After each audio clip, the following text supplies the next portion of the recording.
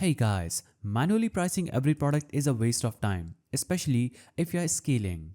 Zendrop's pricing rules lets you automate markups based on cost, category, or profit goals. In 2025, this feature is key to earning more per sale while staying competitive. So from your Zendrop dashboard, go to settings, navigate to pricing rules, and there you will see options to set markups based on product cost.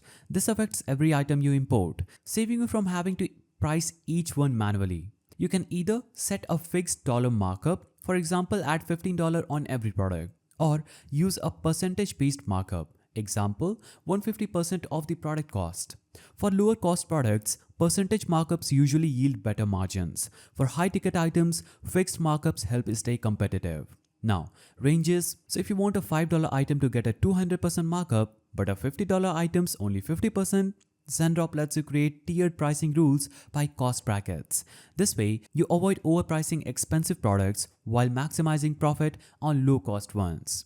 So once your rules are saved, try importing a product. You will see Zendrop automatically apply your markup to the retail price field.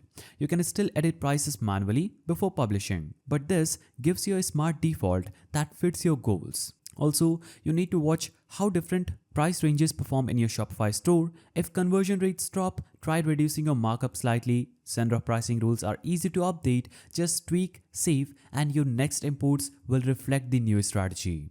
So Zendrop's pricing rules are more than a time saver. They are profit maximizing tool. When used smartly, they keep your pricing consistent, competitive, and scalable. If you found this guide helpful, please don't forget to give it a thumbs up, and thanks for watching.